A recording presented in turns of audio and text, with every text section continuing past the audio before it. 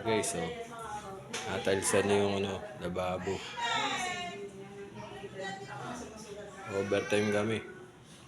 Pas na kami alas 5.